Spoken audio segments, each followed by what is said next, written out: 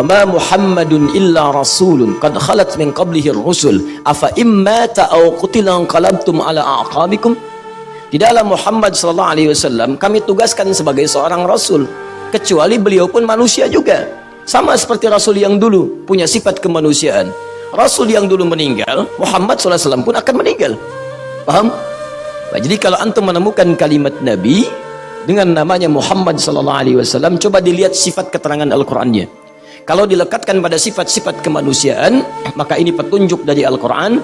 Maka kita menghormati, menyayangi Nabi Sallallahu Alaihi Wasallam sebagai seorang Rasul, tapi jangan sampai mengangkat beliau di atas hal-hal yang tidak sewajarnya.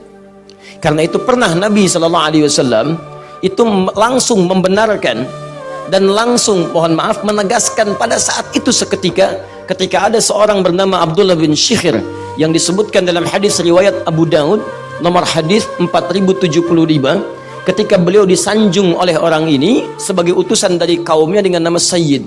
Datang orang tersebut, Abdullah bin Syikhir, diutus oleh kaumnya menyanjung Nabi, mengatakan, anta sayyiduna, engkau adalah sayyid kami.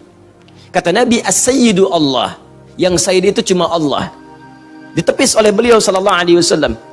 Ya, lihat baik-baik, awas, hati-hati ya, saya ingin luruskan sebentar, maaf saya agak lompat sedikit, perhatikan baik-baik. Saya ingin luruskan, hadis ini sering digunakan oleh sementara ikhwan beberapa kalangan untuk menolak penyebutan nama Sayyid bagi Rasulullah SAW. Baik, saya pribadi menghargai pendapat itu, tapi kalau kita menelusuri hadis-hadis Nabi, maka kiranya pendapat dimaksud belum benar seutuhnya. Ya, belum lengkap. Ingat, kata Sayyid itu dibagi dua bagian. Awas, hati-hati ya, kata Sayyid dibagi dua bagian. Bagian pertama, bagian yang diperkenankan, dibolehkan. Bagian yang kedua, bagian yang dilarang. Dikata Sayyid, panggilan Sayyid, Sayyiduna, Sayyid dan sebagainya, itu dibagi dua bagian. Satu, bagian yang diperkenankan. Kedua, bagian yang dilarang. Contoh, saya berikan bagian yang diperkenankan. Nabi SAW pernah menyampaikan kalimat ini, Nabi sendiri mengatakan di lisannya dalam hadis riwayat Al-Bukhari. Lihat kalimatnya. Ana sayyidu bani Adam yaumal qiyamati wa awwalu man yanshaqqu alaihi al-qabru. Saya adalah sayyid bagi semua keturunan Adam pada hari kiamat. Dan saya adalah orang yang kuburannya pertama kali terbelah saat kiamat. Jadi kuburan pertama yang dibangkitkan oleh Allah Subhanahu wa taala adalah kuburnya Nabi sallallahu alaihi wasallam, dan kata beliau, saya sayyid, saya pemimpin dari semua cucu-cucu atau keturunan Adam alaihi salam. Jadi beliau pun sallallahu alaihi wasallam menyebut dirinya dengan sayyid. Jadi kalau kita ingin menyebut Nabi sallallahu alaihi wasallam dengan kalimat sayyid itu gak ada masalah. Ya, saya pernah tinggal di Mekah tahun 2010. Demikian saya ke Madinah. Orang Mekah, orang Madinah gak ada masalah menyebut Nabi sallallahu alaihi wasallam dengan sayyid. Allahumma salli ala Sayyidina Muhammad. Mereka katakan Sayyid, nggak ada masalah. Antum jalan dari Mekah ke Madinah, di pinggir jalan ada kalimat salawat kepada Nabi menggunakan kata Sayyidina. Lurus, ya, antum lihat sebelah kiri ada tulisan Allahumma salli ala Sayyidina Muhammad. Syekhul Islam Ibn Taimiyah menulis kitab Risalah Tazkiyatun Nafas.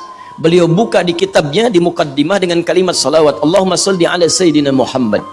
Syamsuddin Al-Zahabi, beliau memiliki kitab Al-Kabair, dosa-dosa besar. Beliau memuat bab di mukaddimah dengan kalimat salawat. Setelah mengatakan Bismillahirrahmanirrahim, Alhamdulillahirabbil alamin, lihat kalimatnya, wala adwana illa 'alal zalimin, wassalatu wassalamu ala sayyidil mursalin, menggunakan kalimat sayyid. Sayyid. Ya. Jadi kalau Anda ingin menggunakan bagian pertama, Nabi pernah mengatakan sayyid bagi dirinya. Kita lihat nanti. Satu, ada sayyid yang diperbolehkan. Nabi pernah mengatakan kepada Al-Hasan cucunya, hadza ibni sayyid, ini cucu saya, sayyid dia. Sayyid diangkat oleh Nabi. Umar bin Khattab pernah menyebut Abu Bakar dan Bilal dengan sayyid. Hadza sayyidun man a'taqa sayyidan. Ini adalah seorang sayyid yang membebaskan seorang sayyid. Karena Bilal bin Rabah pernah kemudian dibebaskan oleh Abu Bakar ketika sedang disiksa, dibeli oleh beliau, dibebaskan dari kebudakannya. Nah, kalimat sayyid yang dimaksudkan di sini adalah kalimat penghormatan yang sifatnya umum dipandang dalam kemasyarakatan. Itu nggak ada masalah. Kalau diterjemahkan ke bahasa kita, panggilannya bapak, pak. Ya, Tuan, Mister, ada namanya Asep, usia 70 tahun. Bertemu misalnya, maaf, dengan Andi, anak 7 tahun. Baik, tiba-tiba Andi mau memanggil Pak Asep, dipanggil Asep. Masya Allah, tanpa bapak. Bagaimana perasaan Asep? Nah, ilustrasinya demikian. Di Arab ada panggilan untuk menghormati orang lain yang sekiranya bisa diangkat karena kedudukannya atau dihormati karena senioritasnya. Maka orang Arab memanggil sayyid kalimatnya. Antum karyawan manggil pimpinan antum dengan bapak kan? Bapak bupati tuh, bapak presiden, ya, bapak gubernur, bapak direktur. Bapak itu panggilan hormat, bukan ingin menjadikan beliau sebagai bapak. Pak direktur, saya bukan bapak kamu. Masya Allah, bukan, itu panggilan hormat namanya. Di Arab sama. Jadi ketika Nabi memanggil kemudian misalnya sahabatnya dengan sayyid, itu ingin menunjukkan penghormatan pada sahabatnya. Sahabat memanggil sayyid, penghormatan. Antum pun begitu. Antum sedang umrah, tiba-tiba misalnya koper ketinggalan, dipanggil dari belakang, sayyid, sayyid, sayyid. Antum lihat ke belakang, maaf pak, saya bukan sayyid, saya doni. Bukan. Antum sedang dihormati di situ, dipanggil pak, pak, pak, itu maksudnya. Perempuannya ditambah tak di ujungnya, sayyidah, sayyidah Khadijah, sayyidah Fatimah, sayyidah Aisyah. Boleh menggunakan sayyidah. Jelas ya? Nah ini kalau antum ingin menghormati sesuai kadarnya, antum boleh panggil dengan kalimat sayyid. Nah kenapa Nabi SAW menolak dipanggil sayyid oleh seseorang ketika diutus dia dari kaumnya? Perhatikan, karena cara dia memanggil itu masuk pada kategori yang kedua. Apa itu? Dia menyanjung Nabi terlampau tinggi sehingga melampaui batas sanjungannya, maaf, seakan-akan mengesankan nilai pengkultusan kepada Nabi SAW. Jadi Nabi sedang kumpul dengan sahabat, datang orang ini ingin mendapatkan perhatian, maka dia sanjung Nabi dengan sanjungan yang tidak biasa. Anta sayyiduna. Maka kata Nabi SAW, perhatikan jawabannya. Orang ini mengatakan kata sayyid, Nabi menjawab dengan alif lam, as-sayyid. As-sayyid. Awas, hati-hati ya, kalau kita belajar bahasa, apalagi mempelajari bahasa hadis dan bahasa Al-Quran, itu setiap huruf dan kalimatnya punya makna. Punya makna.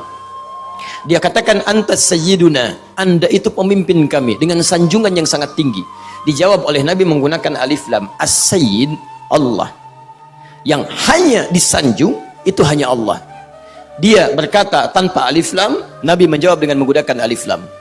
Masya Allah, Syekh Ibnu Saleh Al-Utsaimin memberikan tafsiran yang luar biasa. Beliau termasuk paham bahasa Arab dan tentunya beliau orang Arab dan salah seorang mufti yang dikagumi.